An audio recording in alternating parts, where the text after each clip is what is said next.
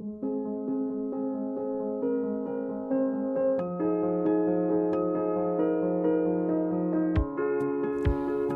this river is a stone bridge so fine that very few equal it in the world. Words of Marco Polo as he travelled along the Silk Road in the 13th century. And fast forward 800 years, we're still able to see the same view that the Venetian explorer saw, almost entirely unaltered by history. This is the Lugou Bridge, or better known in English as Marco Polo Bridge, after the explorer, and it is the oldest existing multi-arch bridge in northern China.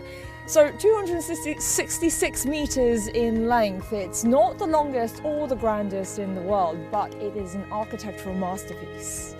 800 years ago, this river would have been rushing currents. So to get a steady foundation, the designers of the bridge used this very advanced method for its time. So iron rods pierced through stone and into the riverbed. And across on the other side of the bridge, each pier is protected by iron triangular-shaped pillars like the prow of a boat.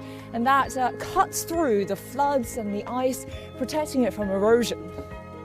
So it's steady and incredibly strong. Up until 1985, this was still a functioning bridge with large lorries passing over it daily. Yet researchers estimate that from its construction in the 12th century till now, it's only sunk 12 centimeters. And this here is the very original stonework. The bridge is now completely pedestrianized now, so no more testing its limits. Now, here's the real intrigue of the bridge. These stone lions, you see them on every single pillar up and down the bridge, and every single one is different. So here, you've got the lion that sits alone with a boar under its paw, the males, and then the lions with cubs, you guessed it, the females. And we see all kinds of family dynamics here. You've got the cubs playing with each other, playing with their parents. And look at this one here. That's what happens when you test your parents' patience. So ask any Chinese person about Lugou Bridge's lions and they will tell you countless. Myth?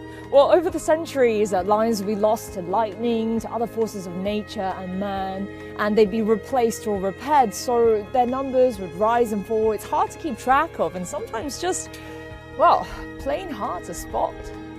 So we're at the southwest edge of Beijing, about 20 kilometers from the heart of the city, Tiananmen Square. Now, Lugou Bridge was once the only passageway from the imperial capital to what's now Inner Mongolia, so a very crucial trade route and also a defense post.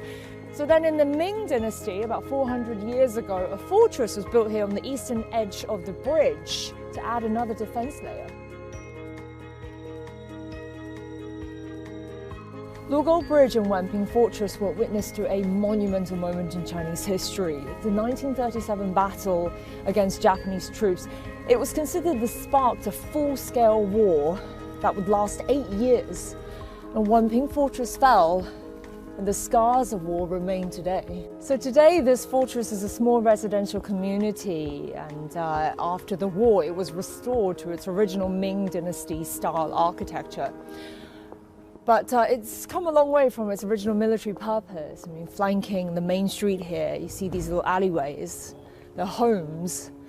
About 800 or so families live here, and their families have been here for generations. And it's got the full complement of neighborhood services. You've got the post office, and over there, you see it looks like an old temple facade, but behind there is actually a primary school. It's only about 600 meters from gate to gate, and right at the very center of the fortress sits this museum. And it is a really full, comprehensive documentation of the Japanese invasion from 1931 to 45.